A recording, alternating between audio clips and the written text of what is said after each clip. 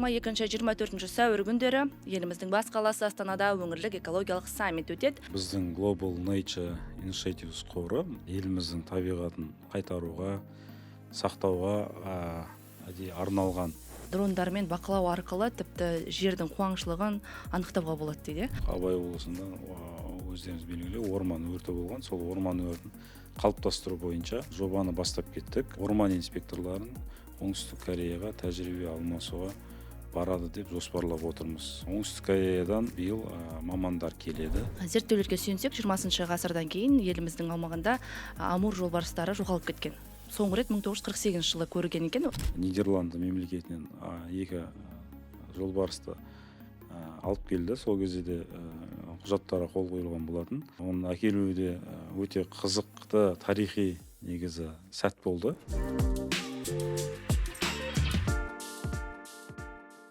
Қайырлы күн достар, бұл Green Talks подкасты және мен Жансұлу Дүйсенәлі. Бұл шығарылымның алғашқы саны болғандықтан подкасттың мақсаты мен миссиясына тоқтала өтейін.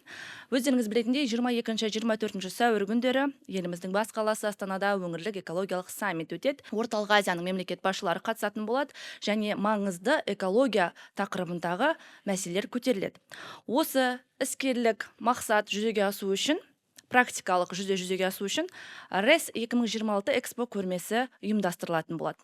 Бұл іс-шараға 30 елден 300-ге жуық компания қатысады. Жалпы көрменің аумағы 12.000 шаршы метрді құрайды және маңызды 8 тақырыптық аймақ болады. Одан бөлек 5 іскерлік әрі мәдени іс-шаралар өтетін болады.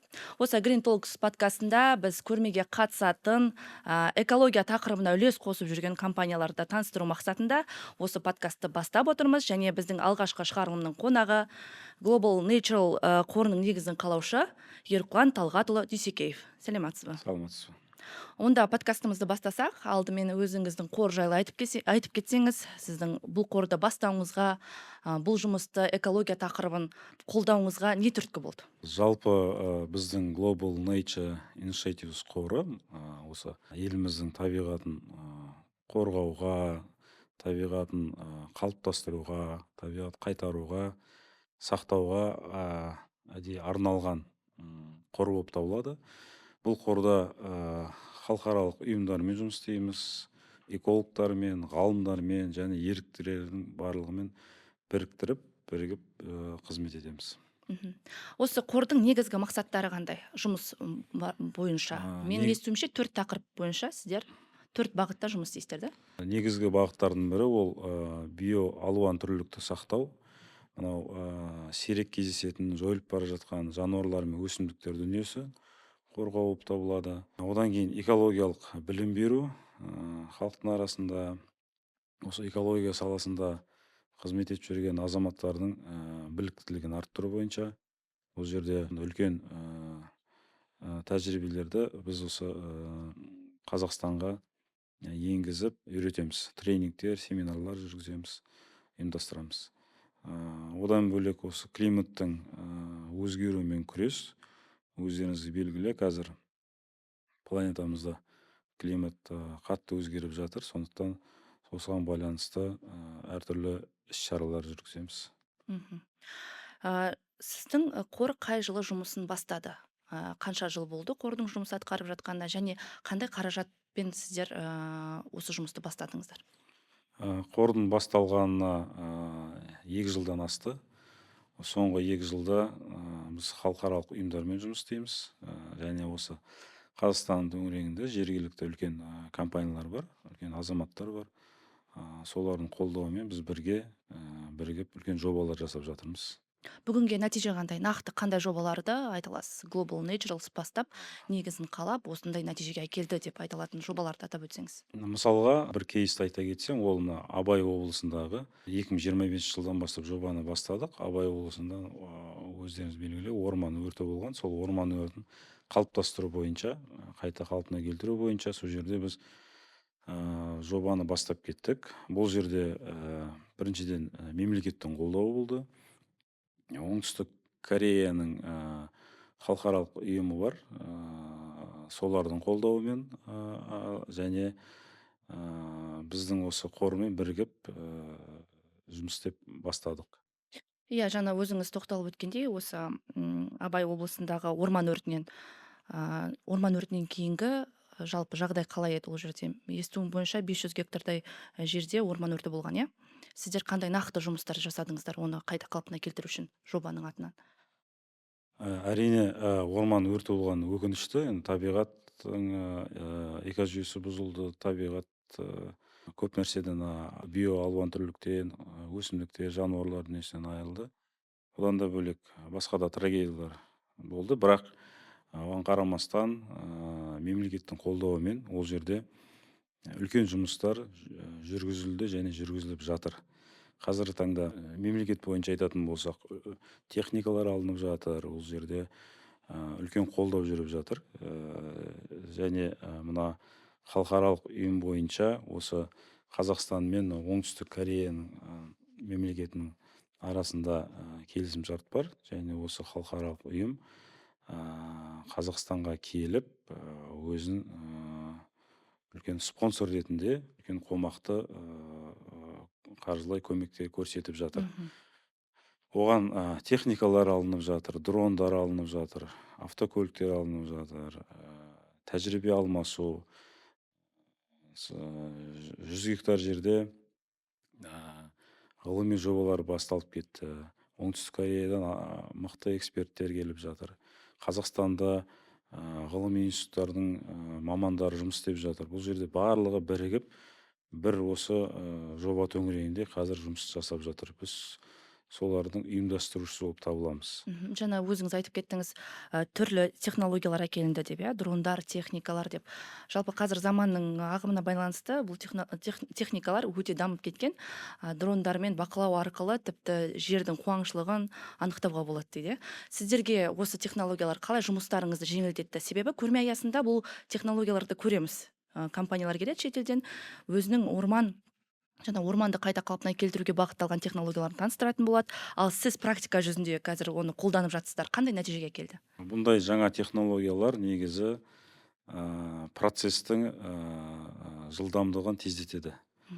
Бұл жерде бақылау жүйесі, өртті сөндіруді басқару жүйесі, тез реакция беру, мониторинг жасау, осындайға көп әсер етеді, оңтайлы әсер етеді.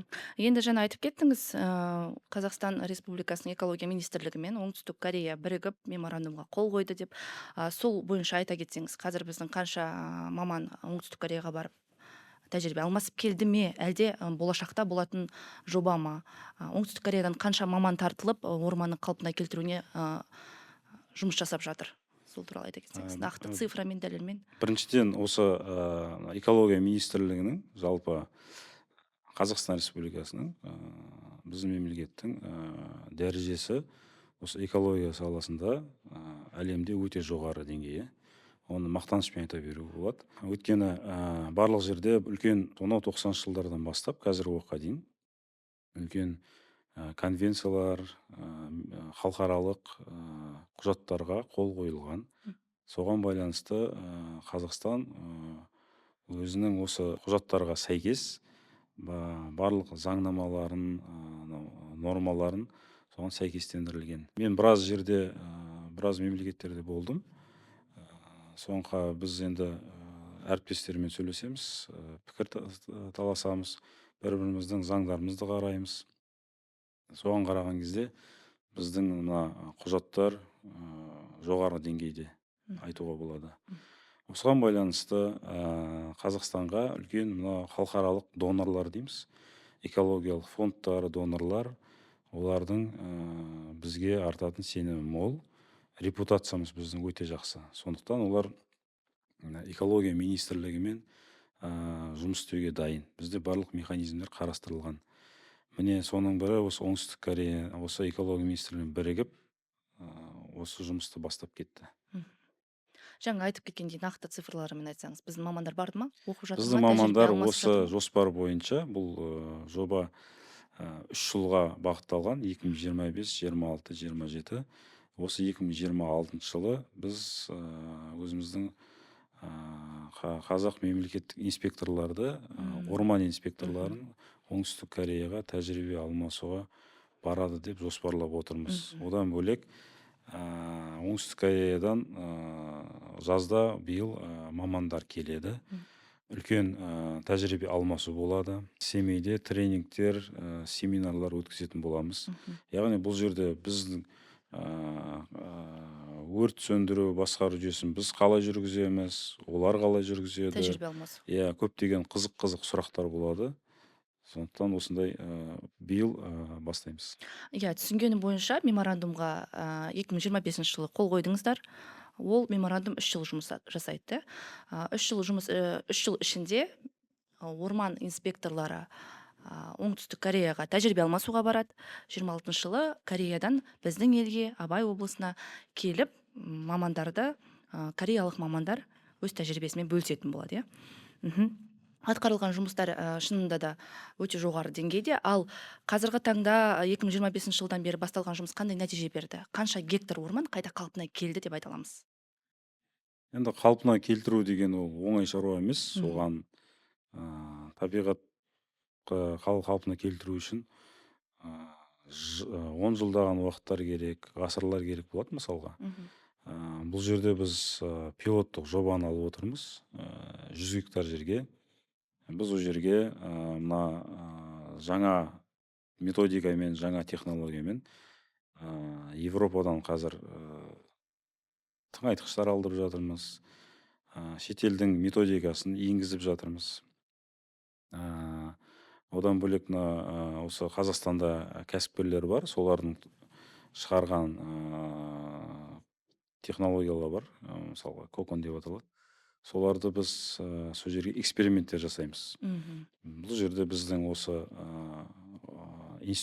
ғылыми институттың мамандары бар, және шетел азаматтар мамандары бар, соны бірігіп жобаны жасап жатырмыз. Ғылыми зерттеу жұмысы жүргізіледі 100 гектарға бірінші. Иә. Соның нәтижесіне байланысты қалған орман өрттен зардап шеккен ағаштарды қайта қалпына келтіресіз. Иә, қалай өседі, қалай егіледі, өзінің схемалары бар егілетін, соның бәрін зерттеп, топырағын зерттеп, соны жасап жатырмыз. Өз методикасын белгіледік. Ал қазірге қандай да бір ғылыми жұмыстың зерттеудің нәтижесі бар ма? Мынандай екен, мынанша жылдан кейін қалпына келеді екен деген секілді бір қорытынды жасай алдыңыздар ма? Жалпы орман саласы бойынша көптеген зерттеулер әлемде жасалған. Қазақстанда да талай адамдардың өзінің еңбектері бар, ғылыми институттар, орман шаруашылығы, жануарлар дүниесі комитетінде де көптеген құжаттар бар. Оның бәрі дәлелденген нәрсе. Біздікі қазіргі таңда осы бұдан бөлек бір эксперимент жасап жатырмыз. Бұл эксперимент былтыр басталды, нәтижесін енді алдағы уақытта көретін боламыз. Әзірге қорытынды шығарылған жоқ да. Әзірге қорытынды шығаруға ертерек болды. Ал осы пилоттық жобаның құны мынандай болды деп айта аламыз ба? Цифры бар ма? Цифрлар бар, бірақ ол қазір цифрлар өзіңіз білесіз, қазір күнде экономика әлемде өзгеріп жатыр. Соған байланысты мысалға біздің алатын кейбір заттарымыз, әртүрлі бағалар өзгеріп жатыр. Сондықтан қазір айта алмаймын нақты. Тек қорытындысы, қорытынды зерттеу нәтижесі. Біз жұмыстың нәтижесін осы жылдың аяғында немесе келесі жылдың басында біз толық айта алатын боламыз. Қазір өткені қазір сәл ертерек айтуға. Өткені жаңа ғылыми тәжірибелер бар, эксперименттердің жобасын соны біз күтіп отырмыз. Осы жерде тағы бір сұрақ туындайды. Қордың жұмысын жалпы кім бақылайды? Сіздер министрлікке қарайсыздар ма? Қандай да бір жаңағы зерттеу жұмыстары аяқталған соң есепті кімге тапсырасыздар? Мемлекетке тапсырамыз. Мемлекетке? Ол толық мемлекеттің бақылауында. Біз қарым-қатынас тығыз бірге жұмыс істеп жатырмыз. Біз соларға есеп береміз. Экология тақырыбындағы қорлар мемлекетке толық жұмыс жасайды, мемлекет алдында есеп тапсырады. Жарайды, онда келесі кейске тоқталсақ, менің естуім бойынша сіз елімізге Амур жолбарыстарын қайтару жобасында өз үлесіңізді қосқансыз. Бұл жоба бүкіл Қазақстан бойынша үлкен талқыға түскен жобалардың бірі. Себебі зерттеулерге сүйенсек, 20 ғасырдан кейін еліміздің аумағында Амур жолбарыстары жоғалып кеткен. Соңғы рет 1948 жылы көрген екен ол жолбарыстарды. Осы жобаны экология министрлігімен бірге жүзеге асырдыңыздар. Сол жайлы айтып кетсеңіздер, жобаның мақсаты қандай, қалай жүзеге асып жатыр? Басы-қасында өзіңіз болғаннан кейін сізге осы сұрақты қойып отырмын. Негізі расымен де құжаттар деректер бойынша Қазақстан жерінде бұрын Тұран жолбарысы болған, соңғы осы жаңағы 1947 жылдарға дейін өмір сүрген дейді. Бұл жерде әртүрлі факторлар бар, адами факторлар, қалалардың үлкеюі, мынау жануарлардың өзінің ортасы бар, солардың табиғи кормовая база дейді, соның ортасы азаюына байланысты, браконьерліктер болған, соларға байланысты осындай сирек кездесетін жануарлар өкінішке орай жойылып кеткен.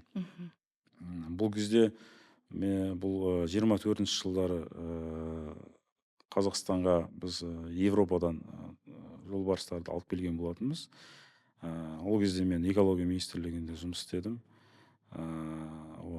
Одан кейін Біріккен ұлттар ұйымы даму бағдарламасында да жұмыс істедім. Осы жобалар бойынша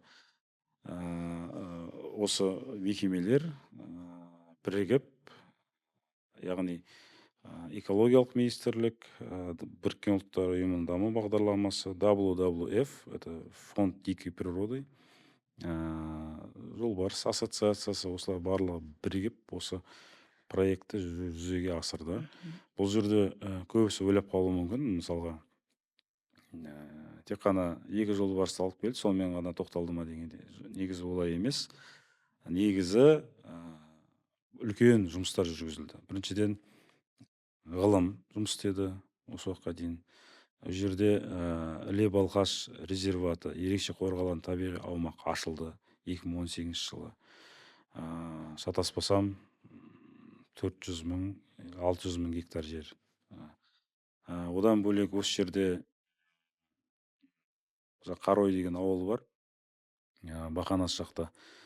Сол жерден 200-де адам жұмысқа орналасты, жұмыс орындары ашылды. Жаңағы тигрдің қоректерін қамтамасыз ету бойынша одан бөлек үлкен жұмыстар жүргізді. Мысалға Бұқарский олень дейді, бұғы. 200-ден астам бұғы әкелінді. 2 жолбарыстан бөлек бұғылар да болды. Иә, ол жерде көбісі ойлайды жолбарыс қана Иә, қазір халық арасында жиі талқыланатын сол ғой, 2 жолбарыс әкелді, 2 жолбарысын. Жоқ, ол жерде үлкен жұмыстар жүрді. Оны осы жоба жайлы жаңа 2 жолбарыстың өзін бірінші айтып алсақ, естуімше Нидерландыдан алынды ол 2 жоба, 2 жолбарыс. 2 жолбарыстың аты бар. Сол туралы айтып кетсек, неге Нидерландыдан әкелінді? Біріншіден, және қай уақытта біз бұл жобаның нәтижесін көреміз? В WWF, фонд дикой природы және осы экология министрлігі бірігіп Европада осы Нидерланды мемлекетінен 2 жолбарысты алып келді. Сол кезде де құжаттарға қол қойылған болатын. Оның әкелуде өте қызықты тарихи негізі сәт болды.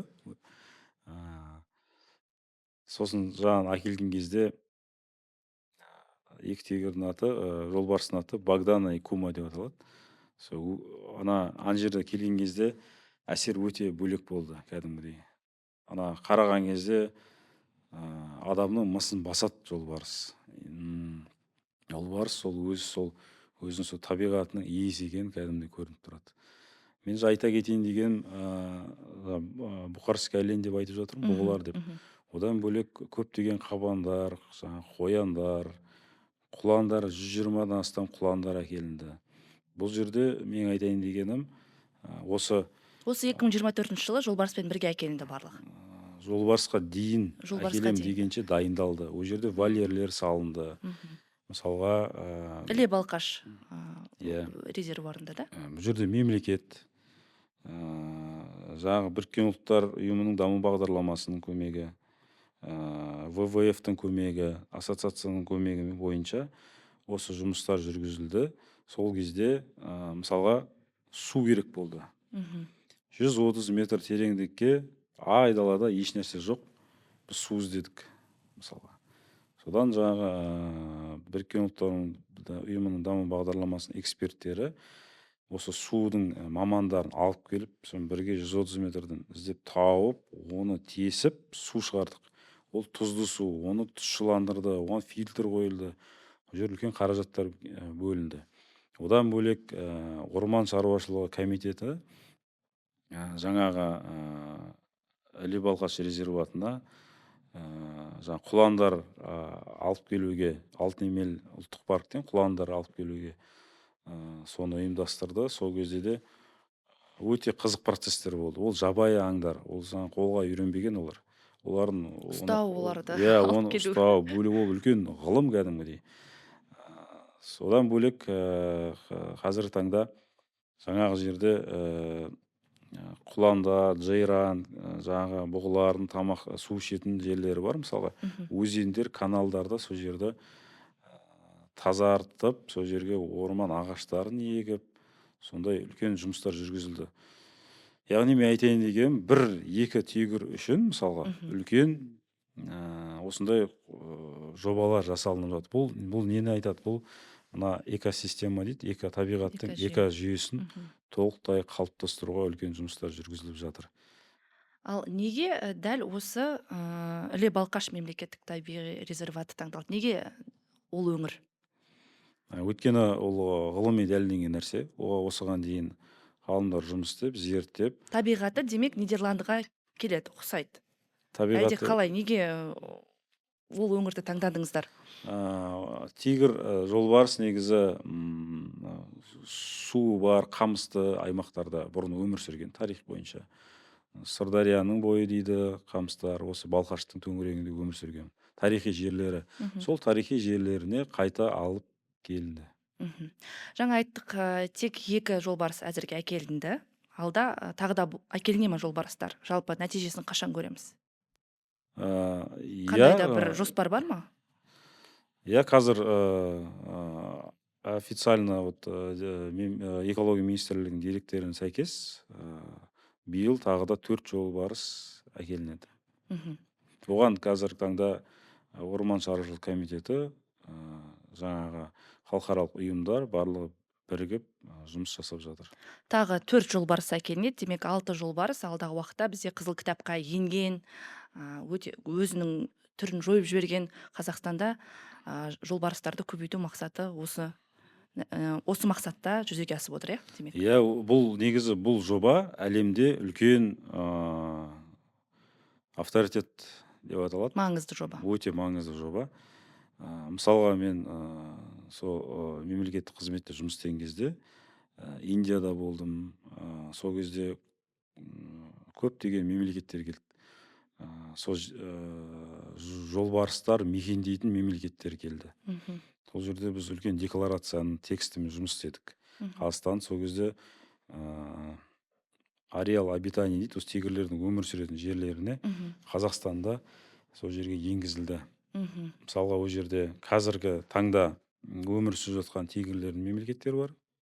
Мысалға Индия деп айтуға болады, Ресей, Азия мемлекеттері бар. Мысалға Камбоджа, Лаос, Вьетнам дейді, Малайзия, осы мемлекеттер.